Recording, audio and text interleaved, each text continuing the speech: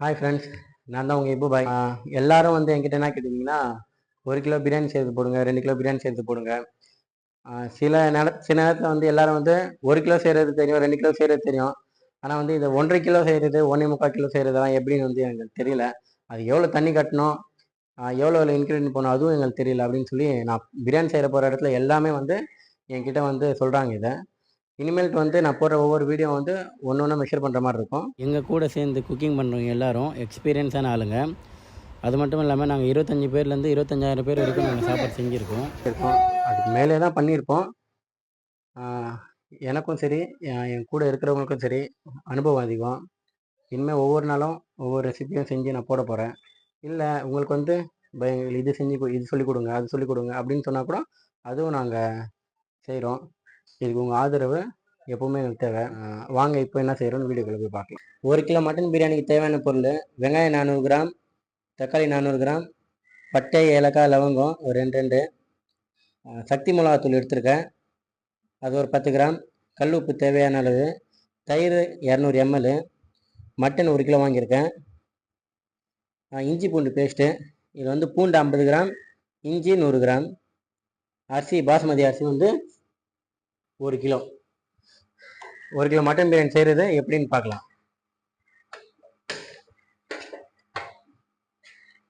முக்கியமான மேட்ரு என்னன்னா, இது வந்து 1.5 கிலோ பிடிக்கும் இந்த டபரா. 1 கிலோ டபரா பிடிக்கிற மாதிரி போட்டால் கொஞ்சம் டைட்டாக இருக்கும். டைட்டாக இருந்துச்சுன்னா அதுலேயே வந்து உங்களுக்கு சாப்பாடு வந்து கொஞ்சம் லைட்டாக நொசன்னு ஆகிடும். கடலை எண்ணெய் 200 ml பண்ணோம். நீங்கள் அளவு போடும்போது கரெக்டாக போட்டுக்கோங்க. எனக்கு வந்து 200 ml எவ்வளோ இருக்குன்னு தெரியும், அதனால் வந்து நான் 200 ml போடுறேன். நம்ம 400 கிராம் எடுத்து வச்சோம் வெங்காயம், அதை நம்ம போட்டுடலாம். அப்புறம் பட்டை, ஏலக்காய், லவங்கம் அதுவும் போட்டுடலாம். வெங்காயம் நல்லா வதங்கிட்டு இருக்கு. நம்ம வெங்காயம் ஏற்றும் போது 1 கிலோ அரிசியை வந்து ஊற வச்சாச்சு. ஃபஸ்ட்டு தண்ணி போட்டு நல்லா கழுவி ஊற்றிட்டு மறுபடியும் தண்ணி போட்டு அதை அப்படியே விட்டுருணும். பக்கத்தில் ஸ்டவ் அடுப்பு சும்மா இருக்குது. நம்ம என்ன பண்ணுறோம், ஒலை தண்ணி வைக்க போகிறோம். பச்சை மிளகாய் வந்து போட்டுடலாம். அதில் போட்டு அதுக்கப்புறம் அது வெடிஞ்சால் அது ஒரு வாசனை, அது நல்லாயிருக்கும். ஆனால் நம்ம இங்கே நின்று கிண்டும் போது வெடிஞ்சு நம்ம மேலே தான் படும். அதனால் வந்து தக்காளி போடும்போது அதை போட்டுக்கலாம். இது பண்ணும்போது கொஞ்சம் ஜாக்கிரதையாக பண்ணுங்கள், பச்சை மிளகாய் போடுறது. வந்து 1 கிலோவுக்கு வந்து 200 ml எண்ணெய் சொன்னேன். நம்ம கறி பார்த்துக்கணும். கறி பார்த்து அதில் கொழுப்பாக இருந்தால் கொஞ்சம் ஆயில் கம்மி பண்ணிக்கணும். இல்லை கொழுப்பு இல்லை, கொஞ்சம் தான் கொழுப்பு இருக்குது அப்படிங்கிற பட்சத்தில் வந்து நம்ம 200 ml எண்ணெயவே வந்து கரெக்டாக இருக்கும். வெங்காயம் வந்து ஆல்மோஸ்ட் வதங்கிடுச்சு.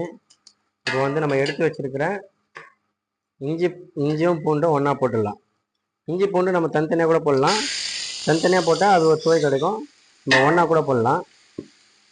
50 கிராம் பூண்டு, 100 கிராம் இஞ்சி. இப்போ இஞ்சி பூண்டு போட்டிருக்கோம் இல்லையா, இது வந்து ஒரு மாதிரியா லைட்டாக கீழே பிடிக்கிற மாதிரி இருக்கும். நான் பிடிக்கக்கூடாது அப்படிங்கிறதுக்காக கொஞ்சோண்டு தண்ணி ஊற்றிக்கிறேன். இஞ்சி பூண்டு நல்லா வதங்கிடுச்சு. நம்ம எடுத்து வச்ச மல்லி புதினா அதை ஆட் பண்ணிக்கலாம். நம்ம எடுத்து வச்சிருக்க தக்காளியும் ஆட் பண்ணிக்கலாம். மல்லி புதினா தக்காளி எல்லாம் போட்டாச்சு. இப்போ வந்து நம்ம எடுத்து வச்ச 200 ml தயிர் அதை போட்டுக்கிறோம்.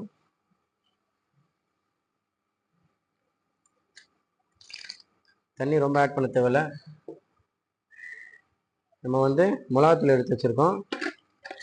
1 கிலோவுக்கு 10 கிராம் மிளகாத்தூள், தனி மிளகாத்தூள், அதை நம்ம ஆட் பண்ணிக்கிறோம்.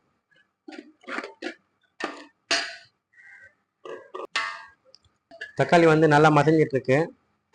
இங்கே பக்கத்தில் பார்த்தீங்கன்னா ஒலை வந்து ரொம்ப கொதிச்சிட்ருக்கு.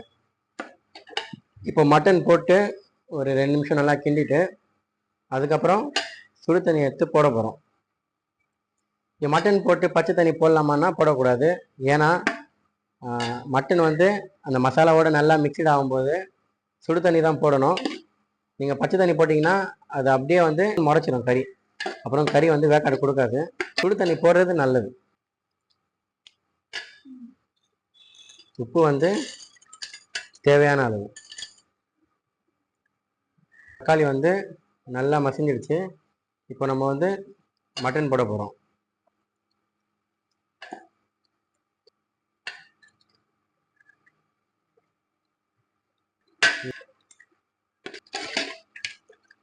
கறி வேகிறதுக்கு தண்ணி கட்ட போகிறோம். நம்ம எப்படி கட்டணும்னா, அந்த மசாலாவும் கறியும் ஈக்குவலாக கட்டணும். நம்ம கரண்டி போட்டு கிண்டும் போது ரொம்ப லூஸாகவும் இருக்கக்கூடாது, ரொம்ப டைட்டாகவும் இருக்கக்கூடாது. அவ்வளோதான். இப்போ இதை மூடி போட்டு ஒரு 20 நிமிஷத்துக்கு இவன் பக்கமே வரக்கூடாது. நெக்ஸ்ட் வந்து நம்ம வெங்காய பச்சடிக்கு வெங்காயம் ரெடி பண்ணலாம். நல்லா கொதிக்குது. மட்டன் ஃபுல்லாக வேகணும்னு அவசியம் இல்லை. ஒரு 70-75% வந்து வெந்தால் போதும். மட்டன் வந்து வெந்துச்சுன்னு நினைக்கிறேன். பார்த்துடலாமா?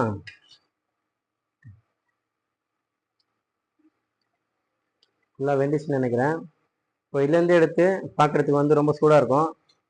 அதனால் வந்து ஒரு பவுலில் ஒரு தண்ணி பிடிச்சி அதில் போட்டு மட்டன் வெந்துச்சா இல்லையான்னு சொல்லிட்டு பார்க்கலாம். இப்படியே எவ்வளோ அழகாக வந்துச்சு பாருங்கள். ஒரு 70% வெந்தால் போதும். ஒலை வந்து கொதிச்சிட்ருக்கு. இந்நேரத்தில் வந்து நம்ம அரிசி வந்து வடிச்சிட்டு எடுத்து வந்து போட்டுடலாம். என்னடா இப்போ வந்து வீடியோக்காக வேறு ட்ரெஸ்ஸை மாற்றிட்டு வந்தான்னு நினச்சிக்காதீங்க. டைம் வந்து 12:15 ஆயிடுச்சு. இன்றைக்கி வெள்ளிக்கிழமை தொழுக போகிறோம். அதனால் வந்து இப்போயே குளிச்சுட்டு ரெடி ஆகிட்டோம். இது தம் போட்ட பிறகு அப்படியே தொழுக போயிட்டு அதுக்கப்புறம் வந்து தம் வந்து உடச்சிடலாம். ஒலை வந்து நல்லா கொதிக்குது. இதுக்கு உப்பு கட்ட போகிறோம். எவ்வளோ கட்ட போகிறோங்கிறது மட்டும் பார்த்துக்குங்க. தண்ணிக்கு ஏற்ப உப்பு போட்டிருக்கேன். இப்போ வந்து இதுக்கு உப்பு பார்க்கும்போது எப்படி இருக்கணும்னா, கொஞ்சம் உப்பு அதிகமாக இருக்கிற மாதிரியே கொஞ்சம் ஃபீல் ஆகணும். அரிசி போடும்போது கொஞ்சம் ஜாக்கிரதையாக போடணும்.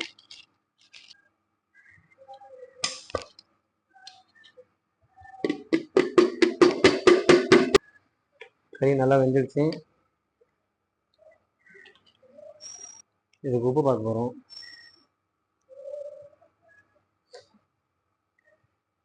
உப்பு வந்து நல்லா தொண்டைக்கு உரைக்குது, கரெக்டாக இருக்குது. அதே மாதிரி இதுக்கு பார்க்கணும்.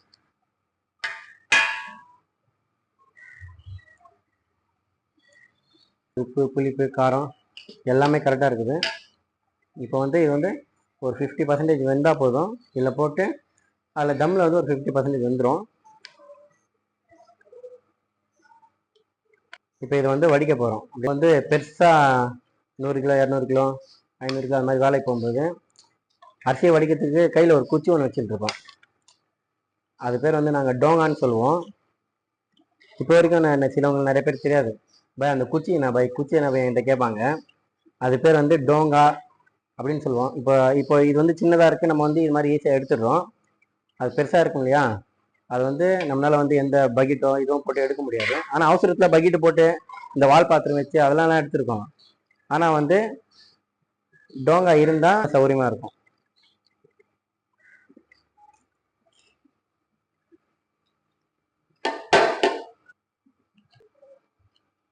அரிசியை நம்ம நல்லா வடித்து போட்டாச்சு.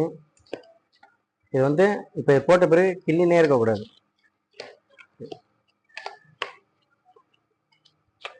நம்ம அரிசி கொதிக்க வச்சோம் இல்லையா, அந்த தண்ணி வந்து தேவைப்படும்.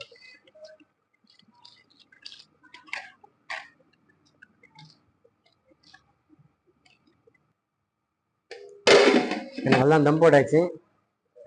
தம் போட்டு மேலே வெயிட் வச்சாச்சு. அரிசி பாயில் பண்ணி அந்த தண்ணி தான் வைக்கணும் அவசியம் இல்லை. மேலே ஒரு வெயிட் இருந்தாலே போதும். வீட்டில் செய்கிறவங்க தம் போடுறது எப்படின்னு சொல்லிட்டு கொஞ்சம் கஷ்டப்படுவீங்க. ஒன்றுமே இல்லை, நம்ம ஹை ஃப்ளேமில் வச்சு இப்படியே வச்சு மேலே வந்து ஒரு வெயிட் வச்சிடலாம். சுடு தண்ணியை தான் வைக்கணும் அவசியம் இல்லை. மேலே 2 கல் வச்சாலும் இல்லை மேலே என்ன வெயிட் வச்சாலே போதும். சிலவங்க வந்து நம்ம வந்து ஃப்ளேமில் வச்சுட்டோமே அடிப்பிடிக்கிற ஸ்மெல் வருது, ஆனால் அரிசி வந்து ஒன்றும் வெந்திருக்காது அப்படிங்கிற ஒரு பட்சத்தை நீங்கள் என்ன பண்ணணும், இந்த சைட்லாம் பார்த்தீங்கன்னா உங்களுக்கு வந்து புகை வரும். ஆல்மோஸ்ட் வந்து உங்களுக்கு டம்மாயிடும் சாப்பாடு. ஆனால் உங்களுக்கு அடி பிடிக்கும். அந்த அடி பிடிக்கிற நேரத்தில் நீங்கள் என்ன பண்ணணும், இந்த கேப் இருக்கு இல்லையா, இதில் வந்து பச்சை தண்ணி ஊற்றிக்கணும். பச்சை தண்ணி கொஞ்சம் ஊற்றினீங்கன்னா உங்களுக்கு வந்து கீழே வந்து அடி பிடிக்காது. ஏன்னா இந்த ஸ்டவ்வில் வந்து நெருப்பு வந்து ஃபுல்லாகவும் விரியாது. அந்த சென்டரில் மட்டும்தான் நெருப்பு இருக்கும். மேலே தண்ணி போட்டோமா அடி பிடிக்காது. ஒருவேளை இந்த தண்ணியெல்லாம் ஃபுல்லாக அப்சர்வ் ஆகி மறுபடியும் ஸ்டீம் ஆகிடும். அப்போ வந்து நம்ம ஆஃப் பண்ணாலே போதும். இப்போ வந்து சைட்லலாம் நல்லா புகை தள்ளுது. இப்போ வந்து சாப்பாடுலாம் ஃபுல்லாக தம் போட்டாச்சு. நான் ஆஃப் பண்ணிட்டேன். நம்ம தம் போட்ட பிறகு என்னடா மேலே தண்ணி அவ்வளோ இருந்தது, தண்ணி ஃபுல்லாக அப்சர்வ் ஆகிருக்குமா, அந்த பயத்துக்கு என்ன பண்ணோம், பாதி ஓப்பன் பண்ணி பார்க்கக்கூடாது. தண்ணி ஃபுல்லாக அப்சர்வ் ஆகிருக்கும். நம்ம வந்து பயந்துக்கிட்டே பாதியிலே வந்து ஓப்பன் பண்ணி பார்த்தா சாப்பாடு வந்து விரைச்சிரும், ரஃப் ஆகிடும், சாப்பாடு வந்து ஒழுங்காகவே வராது. அதனால் வந்து யாரும் பயப்பட தேவையில்லை.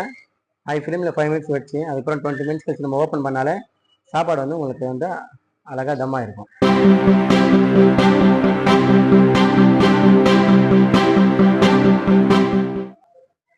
ஆஃப்டர் 20 மினிட்ஸ்க்கு அப்புறம் நம்ம தம் உடைச்சிடலாம்.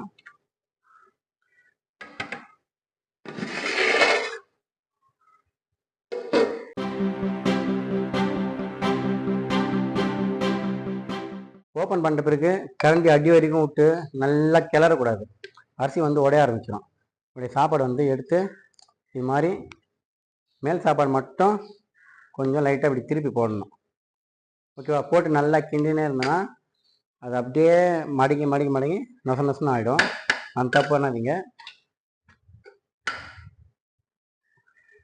கொஞ்சம் பசிக்குது, லைட்டாக கொஞ்சம் சாப்பாடு போட்டு சாப்பிட்டு பார்த்துருவோம்.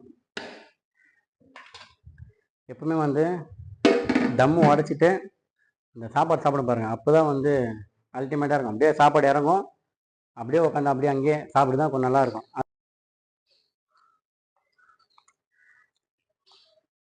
உண்மையாலுமே ரொம்ப சூப்பராக இருக்கு. நீ செஞ்ச பிரியாணி ஆனால் நல்லா இருக்கு அப்படின்னு சொல்வீங்க, அப்படிலாம் இல்லை.